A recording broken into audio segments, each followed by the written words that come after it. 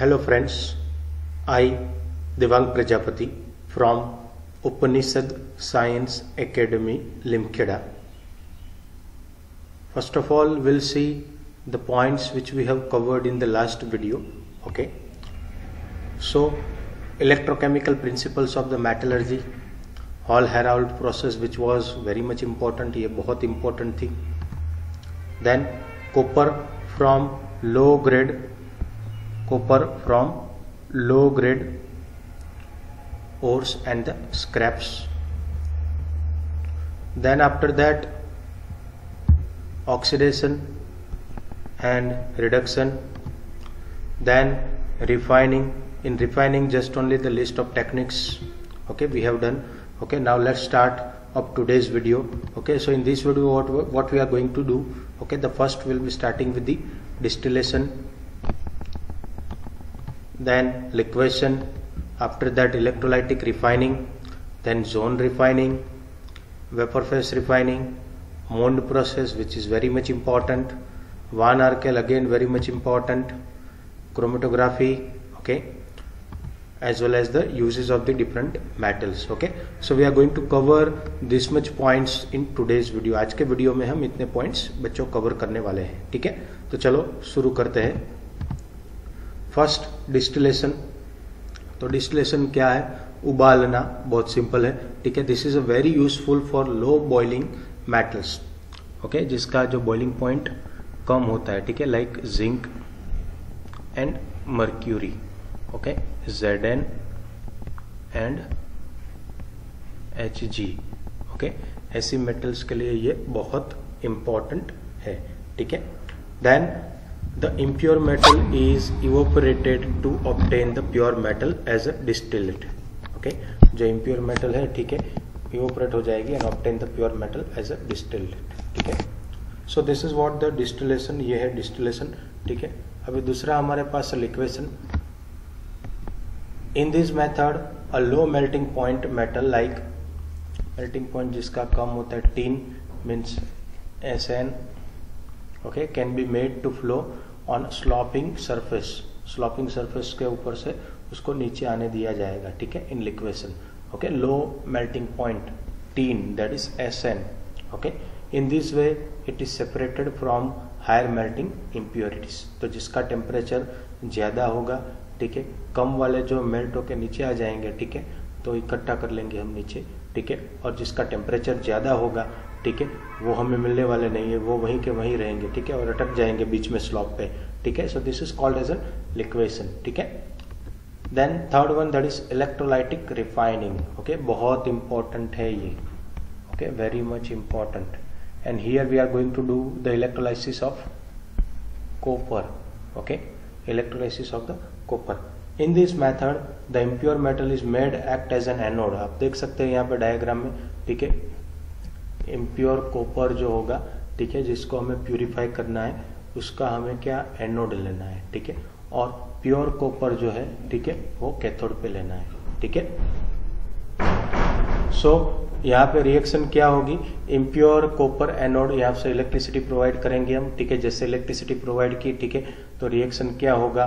तो जो impure copper है Cu, ठीक है, उसमें से क्या कन्वर्ट होगा? Cu+2, और ये कहाँ जाएगा? इलेक्ट्रोलाइट. अभी आप यहाँ देख सकते हो. ठीक है, ये जो कंटेनर है, बीकर, ठीक है, उसके अंदर सॉल्यूशन जो भरा हुआ है, that is of copper sulphate. Okay, CuSO4. Okay, electrolytic solution of copper sulphate. ठीक है, तो ये जो अभी Cu में से Cu+2 बना, ठीक है, एनोड पे, वो Cu+2 कहाँ जाएगा? तो ये नीचे सॉल्यूशन में. ठीक है, फिर Cu+2 में से इकट्ठा होके यहाँ पे Cu+2 होगा. ठीक है, कैथोड पे कौन सी रिएक्शन होगी? तो कैथोड पे जो Cu+2 है, ठीक है, वो Cu+2 2 इलेक्ट्रॉन गेन करेगा और वो कन्वर्ट हो जाएगा प्योर Cu में. ठीक है, प्योर Cu में. ठीक है, तो ये तरीके से हम इम्प्योर कॉपर को प्योर कॉपर के अंदर कन्वर्ट कर सकते हैं. ठीक है, फिर आप यहाँ पे रिएक्शन भी देख सकते हो. ठीक है, एनोड पे जो मेटल होगा, ठीक है, Mn+ और Mne इलेक्ट्रॉन में कन्वर्ट हो जाएगा. ठीक है, और ये हो जाएगा ऑक्सीडेशन. एनोड पे ऑक्सीडेशन होगा.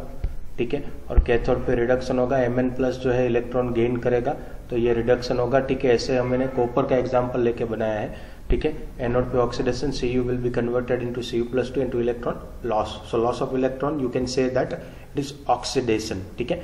कैथोड पे क्या होगा, यहाँ पे कैथोड है, गुजराती में लिखा हुआ है, ठीक है।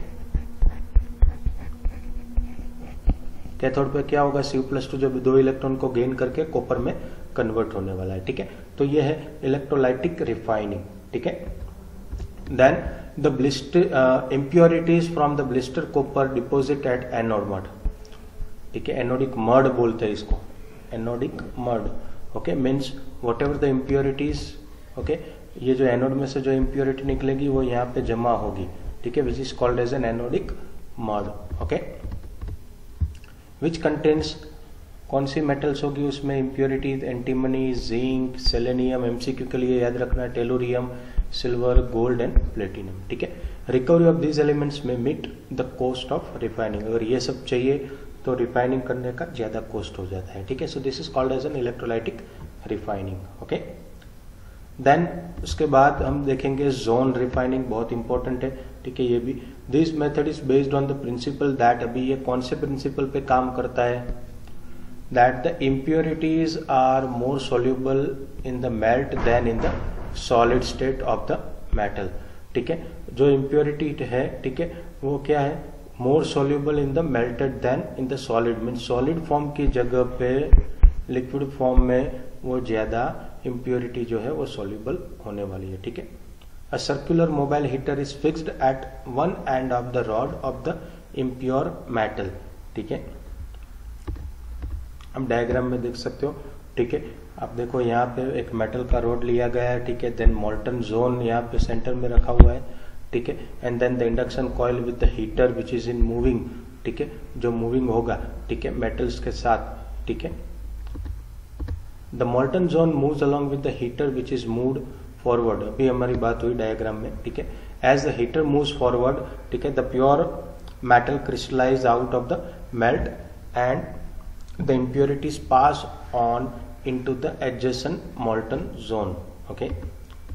This process is repeated several times, ये process बहुत ज्यादा टाइम रिपीट होगी, ठीक है, कुछ बार। And then the heater is moved in the same direction, वही डायरेक्शन में साथ में हीटर मूव करता जाएगा, ठीक है। उसके बाद at one end impurities get concentrated, एक जो एंड है, ठीक है, कोना, ठीक है, वहां पे सब इम्प्योरिटी कंसंट्रेट मीन्स कलेक्ट होगी, ठीक है। This and is cut off, और फिर वो एंड को हम काट देंगे, ठीक है। Then this method is very useful for producing, याद रखना है, सेमीकंडक्टर। आपको क्वेश्चन ट्विस्ट करके पूछे अगर, ठीक है, डायरेक्टली अगर बोले जोन रिफाइनिंग तो कोई प्रॉब्लम नहीं है, ठीक है। But suppose if they are twisting the question and they are asking explain the refining process for the semiconductor, तो यही लिखना है, ठीक है। बाद में और ट्विस्ट करके उसका एग्जाम्पल दे दे, जैसे कि जर्मेनियम, सिलिकॉन, बोरोन, गैलियम, ठीक है, indium, silicon, germanium, boron, gallium, ठीक है, एंड इंडियम, ठीक है। ये सब एलिमेंट क्या है, सेमीकंडक्टर, ठीक है। तो इनके लिए refining process through zone refining होता है, ठीक है। तो ये भी हमें एमसीक्यू के लिए याद रखना है, ठीक है। फिर हमारे पास vapour phase refining, in this method the metal is converted into the volatile compound, वो वॉलेटाइल मीन्स जो उड़ जाते हैं, ठीक है, वेपर में कन्वर्ट होते हैं, ठीक है, ऐसे कंपाउंड में वो कन्वर्ट होते हैं। एंड कलेक्टेड एल्सवेयर, और वो कहीं और पे कलेक्टेड होता है, ठीक है। It is then decompose to pure metal, ठीक है, वो प्योर मेटल में फिर उसका डिकम्पोजिशन होता है, ठीक है। उसके लिए दो रिक्वायरमेंट है, कौन सी रिक्वायरमेंट है देखते हैं, ठीक है। द मेटल शुड, पहली requirement, the metal should form a volatile compound, ठीक है, वॉलेटाइल मीन्स वेपर में कन्वर्ट होने चाहिए, ठीक है, विथ एन अवेलेबल रिएजेंट, जो भी रिएजेंट के साथ मिक्स करोगे, ठीक है, बाद में उसको गर्म करोगे तो वेपर में कन्वर्ट होना चाहिए, ठीक है, ऐसा मेटल होना चाहिए। तो ये पहली रिक्वायरमेंट है। दूसरा क्या है, the volatile compound should be easily decomposable, ठीक है, वो इजिली डिकम्पोजेबल होने चाहिए, ठीक है, so that the recovery is easy. Otherwise क्या होगा कि दोनों इकट्ठा हो गए और फिर बाद में उसको आप सेपरेट नहीं कर पाओगे, ठीक है। तो ये दोनों रिक्वायरमेंट फुलफिल हो अगर, तो वेपर फेस रिफाइनिंग करना है, ठीक है। अभी इसमें क्या होता है, इन this method the metal is converted into the volatile compound, ये बात हो गई, एंड देन कलेक्टेड एल्सवेयर, और कहीं और पे कलेक्शन होता है, ठीक है। is then decomposed to give the pure metal. So the two requirements are, वो requirement कौन सी, वो हमारी बात हो गई है, ठीक है। चलो कौन सी दो रिएक्शन, अभी देखो एग्जाम्पल के साथ। सबसे पहला जो दिया गया है, ठीक है, वो है Mond process for the refining of निकल। आपको ट्विस्ट करके ऐसा भी पूछ सकते हैं, एक्सप्लेन द रिफाइनिंग ऑफ निकल, या फिर डायरेक्टली ऐसा बोले मोन्ड प्रोसेस, तो भी आपको यही लिखना है, ठीक है। तो क्या है देखते हैं, इन दिस प्रोसेस द निकल is heated in the stream of carbon monoxide. तो निकल ले लो भाई, ठीक है, निकल ले लिया, ठीक है। निकल को लेके क्या करना है, ओके, निकल ले लिया, stream of carbon monoxide, heating eight 330 to 350 kelvin temperature, you will be getting निकल टेट्राकार्बोनिल। क्या मिलेगा, निकल टेट्राकार्बोनिल, ठीक है। फिर the nickel the carbonyl subjected to the high temperature, इसको और ज्यादा टेम्परेचर बढ़ाओ 450 to 470 केल्विन टेम्परेचर, निकल टेट्राकार्बोनिल जो मिला है, ठीक है। तो you will be getting the निकल and carbon monoxide, CO will be reduced, okay. तो ये बाहर निकल जाएगा, ठीक है। तो ये है Mond process for the refining of the nickel, ठीक है। फिर दूसरा है हमारे पास van Arkel method for refining of the zirconium and titanium, बहुत इंपॉर्टेंट है ये भी, ठीक है। तो ये कैसे होती है देखते हैं। This method is very useful for the removing all the, क्या रिमूव करना है, oxygen and nitrogen present in the form of impurity in certain metals like zirconium and titanium. यानी कि जिरकोनियम और टाइटेनियम में कौन सी इम्प्योरिटी होने वाली है, तो ये दोनों में इम्प्योरिटी होने वाली है कौन सी, O2 और N2 means oxygen and nitrogen. तो ऐसे जो अदर एलिमेंट्स है उसको सेपरेट आउट करने के लिए हमें क्या यूज करना है, वान आर्केल प्रोसेस, ठीक है।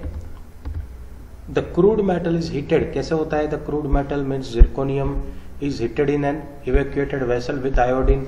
तो आयोडीन के साथ उसको हीट करो, ठीक है। The metal iodide is being more covalent volatilise, और वो कन्वर्ट हो जाएगा ZrI4 में, ठीक है। Then the metal are decomposed on the tungsten filament, tungsten filament पे लाओ, ठीक है। उसको हीट करोगे इलेक्ट्रिसिटी प्रोवाइड करके, इलेक्ट्रिकली हीटेड करके, ठीक है, 1800 केल्विन पे, तो क्या हो जाएगा, प्योर मेटल और आयोडीन लिबरेट हो जाएगा, ठीक है। तो ये है वान आर्केल मेथड, सिर्फ 2 रिएक्शन, ठीक है, और अपने आप आंसर बना सकते हो, ठीक है। चलो अभी आगे जाते हैं क्रोमेटोग्राफिक मेथड्स की, जो आप पढ़ गए हो बच्चों, ठीक है, 11th स्टैंडर्ड में, ठीक है, चैप्टर नंबर 12 में, स्टैंडर्ड 11 चैप्टर नंबर 12, उसमें आप ये पढ़ गए। अभी ये कौन से प्रिंसिपल पे काम करती है तो देखते हैं, ठीक है। That different components of a mixture are differently adsorbed on an adsorbent. अभी ये क्या है, एडजॉर्बेंट, ठीक है। तो उसके लिए आपको एक एग्जांपल देता हूँ। सपोज कि आपके पास चारकोल है, चारकोल मीन्स कोलसा, ठीक है। तो ये चारकोल का पाउडर बना दो, ठीक है, और इसको आपको इंक वाला जो सॉल्यूशन है, ठीक है, इंक वाला सॉल्यूशन जो ब्लूइश कलर का होगा, ठीक है, ऐसे सॉल्यूशन में डाल देना है, ठीक है। उसके पहले आपको पहले चारकोल डालना नहीं है, उसके पहले आपको चेक कर लेना है इंक वाला जो सॉल्यूशन है उसका कलर कैसा है, ठीक है। उसके थोड़े बाद आपको इमीडिएटली चारकोल का पाउडर डाल दो, ठीक है। तो आप चेक करोगे थोड़ी देर के बाद, तो आपको ऐसा लगेगा कि भाई इंक का जो कलर था पहले ज्यादा डार्क होगा, ठीक है, और थोड़ी देर के बाद धीरे धीरे करके क्या होगा कि उसका डार्क कलर जो है वो धीरे धीरे करके कम होता जाएगा, ठीक है। इसका मीनिंग क्या हुआ, तो जो कलर कंपाउंड्स थे, ठीक है, वो कलर एब्जॉर्ब्ड हो गए, ठीक है, चारकोल के पाउडर के थ्रू, ठीक है। तो यहाँ पे क्या बोल रहे हैं, दैट अलग अलग कंपोनेंट जो भी होते हैं, ठीक है, वो सभी चीज एक ही चीज पे एब्जॉर्ब नहीं होती है, ठीक है, वो सब अलग अलग चीजों में वो एब्जॉर्ब होती है, ठीक है। तो ये उसका प्रिंसिपल है क्रोमेटोग्राफिक मेथड्स, ठीक है। अभी देखो कैसे होता है, तो the mixture is put into the liquid और gaseous medium which is move through the absorbent medium के थ्रू ट्रांसफर कर देना है, ठीक है। This different components are absorbed in different levels of the column, ठीक है। कॉलम होगी भाई बड़ी सी लंबी सी, ठीक है। Later the absorb components are removed, जो एब्जॉर्ब हो गया है, ठीक है, उसको रिमूव कर देना है, ठीक है, by using the suitable solvents, solvent का इस्तेमाल करके उसको रिमूव कर देना है, ठीक है। Depending upon the physical state of the moving medium and the adsorbent material and also the process of passage of the moving medium, ठीक है। The chromatographic method is given in the name, means अलग अलग उसके names दिए गए हैं, ठीक है, फिजिकल स्टेट को ध्यान में रखते हुए, ठीक है, और कहाँ पे ये सब काम हो रहा है उसके ऊपर से, ठीक है। In one such method the column, अभी वहां पे कॉलम का इस्तेमाल होता है, which is filled with the Al2O3 is prepared in the glass tube and moving medium containing a solution, okay, components which is in the liquid form, ठीक है। तो ये कॉलम क्रोमेटोग्राफी की बात कर रहे हैं, ठीक है, which is called as an column chromatography, ठीक है। This is very useful for the purification of the elements, बहुत इंपॉर्टेंट है ये, ठीक है, purification of the elements which are available in the minute quantities and in the impurities are not very different in the chemical properties, यानी जो भी impurity होगी वो उनका बहुत ज्यादा केमिकली कोई डिफरेंस ना हो, ठीक है, और बहुत कम अमाउंट में प्रेजेंट हो, ठीक है। ऐसी जो impurity हो उसके लिए कॉलम क्रोमेटोग्राफी आप इजीली इस्तेमाल कर सकते हो, ठीक है। अभी देखो क्रोमेटोग्राफिक मेथड्स के 3 टाइप्स है, ठीक है, एक है पेपर क्रोमेटोग्राफी, दूसरा है कॉलम क्रोमेटोग्राफी, ठीक है, तीसरा है गैस क्रोमेटोग्राफी, ठीक है।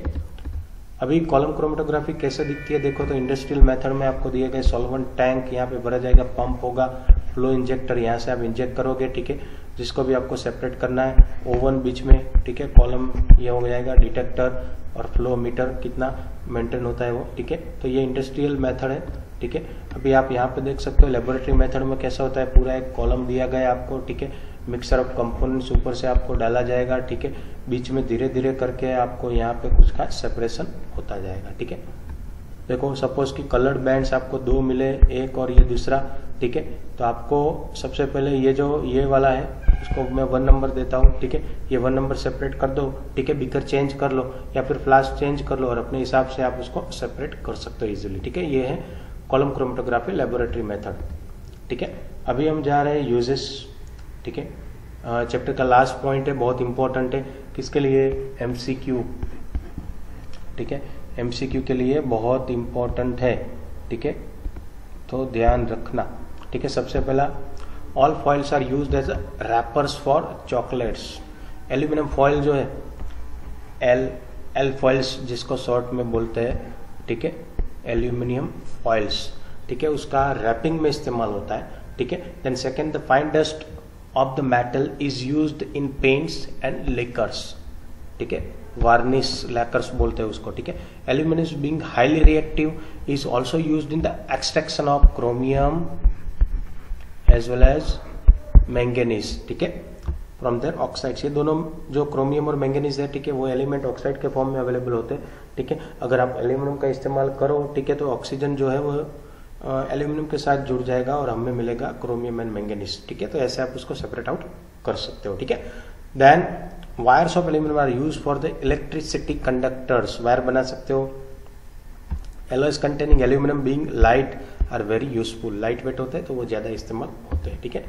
चलो फिर है कॉपर का use, copper is making the wires, और इलेक्ट्रिकल इंडस्ट्री में उसका वायर की तरह इस्तेमाल करते हैं हम, ठीक है, वायर बनाने में, as well as the water and steam of pipes, pipe बनाने में भी उसका इस्तेमाल होता है, वायर एंड पाइप्स, ठीक है।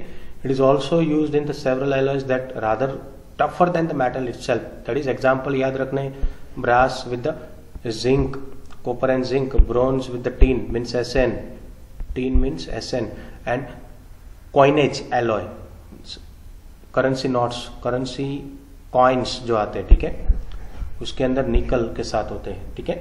तो ये कॉपर, ठीक है। चलो फिर zinc, zinc is used in galvanising iron, ठीक है, लो रिएक्टिविटी हाई रिएक्टिव वाले मेटल्स हमें ले लेने हैं, ठीक है, एक दूसरे के ऊपर कोटिंग करवाना है, that is called as an galvanising, ठीक है। It is also use in the quantities of the batteries, battery में भी इस्तेमाल होता है, as a constituent of many alloys. कौन से एलॉय याद रखना है फॉर एमसीक्यू, बहुत इंपॉर्टेंट है, ठीक है, ब्रास, कॉपर एंड कूजन याद रखना है, कूजन, CUZN, कूजन, ठीक है, 60 and 40। जर्मन सिल्वर, अभी देखो यहाँ से एमसीक्यू निकल रहा है, विच of the German silver is not possessing which of the following elements, और उसमें आपको एक ऑप्शन देंगे AG सिल्वर का, ठीक है। तो आपको ऐसा लगेगा कि जर्मन सिल्वर नेम है, ओके, दैट्स वाई सिल्वर तो उसमें प्रेजेंट ही होता है, पर इसमें देखो आप कहीं पे सिल्वर है नहीं, ठीक है। कॉपर एंड जिंक, कॉपर का 25 to 30% है, जिंक 25 to 30, निकल 40 to 50% है। So in German silver there is no silver element, ये हमें याद रखना है, ठीक है। Zinc dust is used as an reducing agent in the manufacture of dyestuffs as well as the paint as etcetera. ठीक है, तो यह है जिंक के इस्तेमाल कहाँ पे होते हैं वो। ठीक है, देन यूजेस ऑफ आयरन, तो आयरन में टाइप्स है कुछ हमारे पास। सबसे पहला है कास्ट आयरन, ठीक है, which is most important form. आपको एमसीक्यू में पूछते हैं which of the following iron is in the most important form, तो कास्ट आयरन। ठीक है, it is use for the casting stoves, railway sleepers, gutter pipes, okay, toys etc. then it is also in the used in the manufacture of root iron, okay, cast iron में से root iron बनाते हैं, steel. ठीक है, अभी root iron क्या है, ठीक है, वो देख लेते हैं। रूट आयरन कहाँ पे इस्तेमाल होता है, सॉरी, ठीक है, is making in the anchors, wires, bolts, chains and the agricultural implements. ठीक है, तो ये है रूट आयरन। ठीक है, अभी हमारे पास यूजेस ऑफ स्टील, तो इसमें भी टाइप्स है।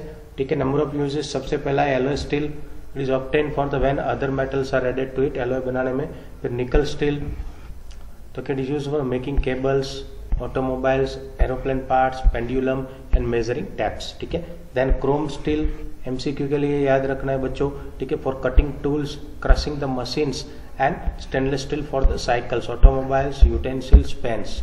ठीक है, तो ये सब स्टील के इस्तेमाल है। ठीक है, कोई भी डाउट्स हो, ठीक है, तो आप पूछ सकते हो। ठीक है, कमेंट बॉक्स में जाके कमेंट कर सकते हो। ठीक है, या फिर मुझे कॉल करके भी पूछ सकते हो। ठीक है, तो आज के लिए इतना रखते हैं। Thank you.